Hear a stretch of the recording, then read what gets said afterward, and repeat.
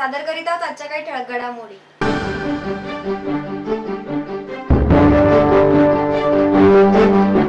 मोर्चाच्या वेळी जबरदस्तीने रिक्षा बंद करणाऱ्या 14 रिक्षा चालकांवर नौपाडा पोलीस ठाण्यात गुन्हे दाखल। महिला रेल्वे प्रवाशांच्या सुरक्षेचा प्रश्न पुन्हा ऐरणीवर। विविध मागण्यांसाठी गर्भवती मुख्याध्यापिकेने ठाणे जिल्हाधिकारी कार्यालयासमोर सुरू केले बेमुदत उपोषण।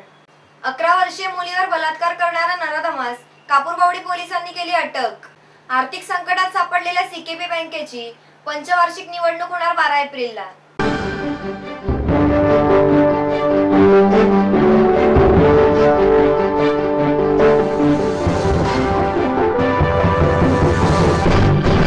मोर्चाच्या वेळी जबरदस्तीने रिक्षा बंद करणाऱ्या 14 रिक्षा चालकांवर नौपाडा पोलीस ठाण्यात गुन्हे दाखल करण्यात आले आहेत। ठाण्यातील रिक्षा चालकांनी सोमवारी पुकारलेल्या अघोषित बंद मध्ये रिक्षा चालकांनी केलेल्या तोडफोडी विरुद्ध 14 जणांवर गुन्हे दाखल झाले असून यात ठाणे शहर रिक्षा टॅक्सी संयुक्त कृती समितीच्या एका पदाधिकाऱ्याचा समावेश आहे। अद्याप कुणालाही अटक केलेली नाही अशी माहिती नौपाडा पोलिसांनी दिली। आपल्या विविध मागण्यांसाठी प्रादेशिक परिवहन कार्यालयावर मोर्चा काढला। रिक्षा चालकांच्या कृती समितीने काही राजकीय पक्षांच्या नेत्यांनाच हाताशी धरून काल आपल्या मजुरीचे दर्शन घडवीत खासगी बसेस आणि रिक्षांची तोडफोड केली होती। तर कोणतीही पूर्व सूचना नसताना अचानक रिक्षा बंद केल्यामुळे ठाणेकरांना चांगलाच फटका बसला होता।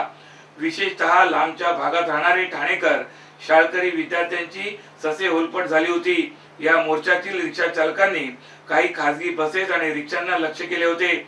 यातील कासारवडवली येथील बस मालक विनोद बावस्कर, विशाल राऊत आणि रामदास पाटील यांच्या खासगी बसेसची आणि मोहम्मद हुसेन शेख यांच्या रिक्षांची तोडफोड केली होती। त्यामुळे त्यांच्या तक्रारीवरून नौपाडा पोलिसांनी लखपती सरेकर या कृती समितीच्या पदाधिकाऱ्यासह 14 जणांवर गुन्हे दाखल केले आहेत। ठाणे महानगरपालिका हद्दीत घर घेताय का? मग ते अनधिकृत तर नाही ना? याची खातर जमा करा। अनधिकृत घर घेणं हा विकणाऱ्यासोबत विकत घेणारा देखील तितकाच दोषी असतो। तेव्हा घराची डोळस खरेदी करा। आपली कुठे फसवणूक तर होत नाही ना? यासाठी ठाणे महानगरपालिका मुख्यालयातील 4थ्या मजल्यावरील बांधकाम विभागात घराचा सर्वे नंबर, टिक्का नंबर याची खातर जमा करा। घराचं स्वप्न अवश्य करूया साकार, पण अनधिकृत घराचा नका करू कधीही विचार। अधिकृत घर म्हणजे उद्याची देखील निश्चिंती।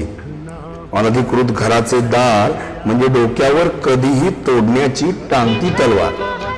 जगणं तुमचं होऊ दे सुरेल गाणं, स्वच्छ सुंदर आणि अधिकृत घरांचं हसरं ठाणं। ठाणे महापालिकेतर्फे जनहितार्थ प्रसारित। महिला रेल्वे प्रवाशांच्या सुरक्षेचा प्रश्न पुन्हा ऐरणीवर आला आहे।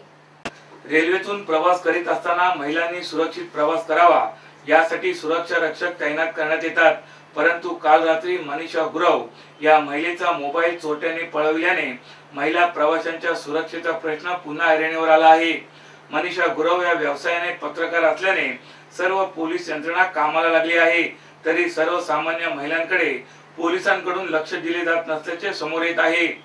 काल रात्री जवळपास 12च्या दरम्यान आपले काम संपवून मनीषा गुरव ही महिला पत्रकार डोंबिवली येथे आपल्या राहत्या घरी ट्रेनने निघाली असताना कळवा रेल्वे स्थानकात अचानक आलेल्या एका चोराने डब्यात शिरून मोबाईल हिसकावून पोबारा केला। त्यावेळी झालेल्या झटापटीत सदर महिलेच्या जीवावर सुद्धा बेतू शकले असते। त्यावेळी सदर डब्यात कोणताही सुरक्षा रक्षक नसल्याने हा प्रकार झाला असल्याचे पीडित महिलेने सांगितले। याबाबत रेल्वे अधिकाऱ्यांना विचारले असता त्यांनी त्या डब्यात सुरक्षा रक्षक नसल्याचे मान्य केले, परंतु मागच्या डब्यात सुरक्षा रक्षक असल्याची माहिती दिली। अज्ञात चोराविरुद्ध विविध कलमाखाली गुन्हे दाखल झाले असून सीसीटीव्ही फुटेजच्या आधारे चोराचा कसून तपास करीत असल्याची माहिती पोलिसांनी दिली। रात्रीच्या वेळी महिलांनी शक्यतो एका डब्यातून प्रवास करावा जेणेकरून त्यांच्या मौल्यवान वस्तू आणि जीव वाचेल असे आवाहन त्यांनी केले आहे।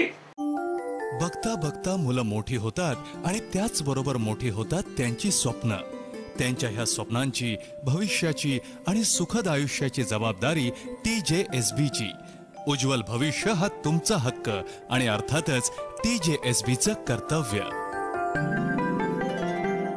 विविध मागण्यांसाठी गर्भवती मुख्याध्यापिकेने ठाणे जिल्हाधिकारी कार्यालयासमोर बेमुदत उपोषण सुरू केले आहे।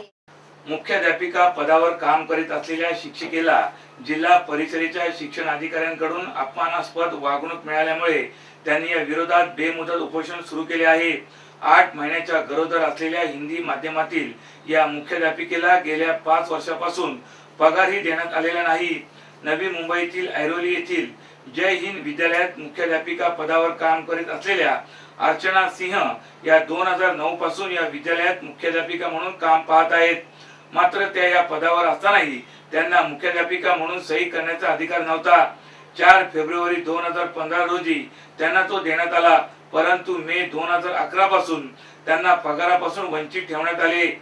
याबाबत त्यांनी जिल्हा परिषद प्रशासनाशी अनेक वेळा भेटी घेऊन संपर्क केला, पण त्यांच्या मागणीकडे दुर्लक्ष करण्यात आले।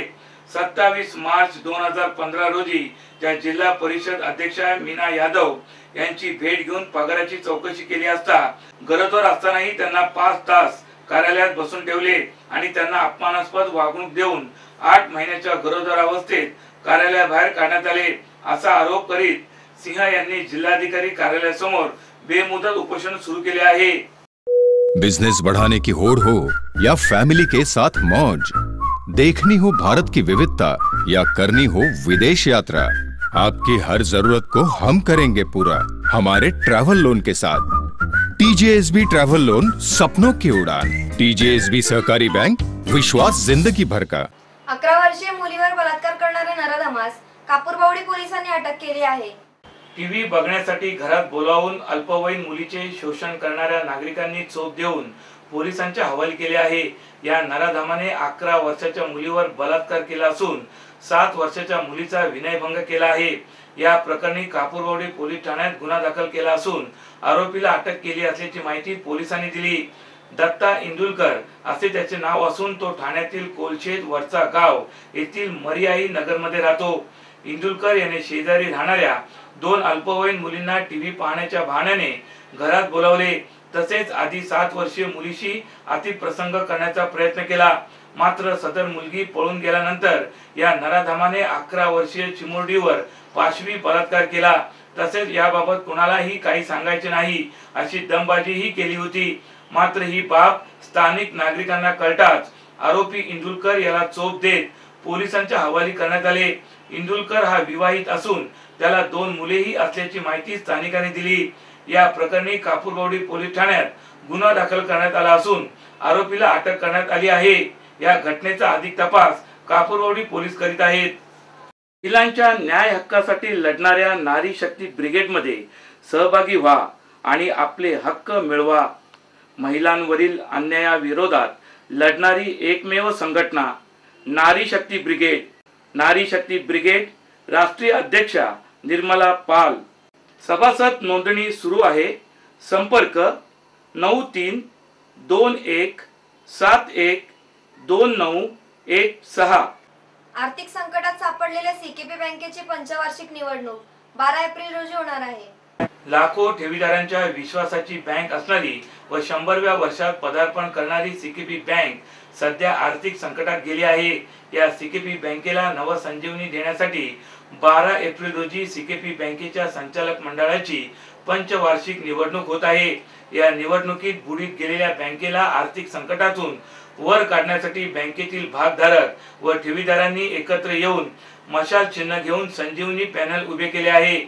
यावेळी संजीवनी पॅनल मधील सर्व सदस्यांनी बँक बुडीत जाण्यास आधीच्या संचालकाचा गैरकारभार जबाबदार असल्याचा आरोप केला आहे। आर्थिक दृष्ट्या अशक्त झालेली बँक काही माजी संचालकांच्या धोरणामुळे बुडीत गेली आहे। मे 2012 साली बँकेवर शासन व रिझर्व्ह बँकेने प्रशासक नेमला होता। 100व्या वर्षात वाटचाल करणाऱ्या बँकेकडे 1000 कोटींच्या ठेवी होत्या। 1.62 लाखापेक्षा जास्त ग्राहक बँकेकडे होते। तसेच मुंबई व ठाण्यात बँकेच्या 8 शाखा सुरू होत्या। मात्र बँकेच्या संचालक मंडळावर असलेल्या संचालकांनी केलेले चुकीचे कर्ज वाटप, आपापसात घेतलेली कर्जे, मनमानी कारभार, रिझर्व्ह बँकेच्या नियमाचे झालेले उल्लंघन या सर्व प्रकारांमुळे बँकेची आर्थिक स्थिती बिघडली। मात्र या निवडणुकीत संजीवनी पॅनल निवडून येऊन बँकेला नवसंजीवनी देणार असा विश्वास या पॅनल मधील सदस्यांनी व्यक्त केला आहे, अशी माहिती आयोजित पत्रकार परिषदेत देण्यात आली।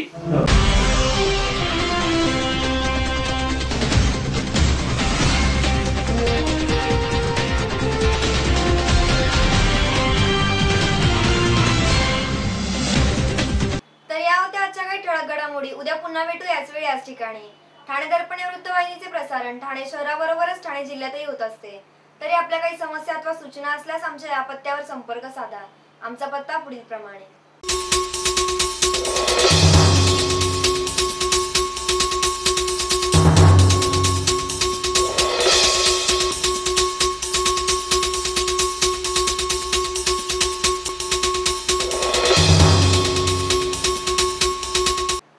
धन्यवाद।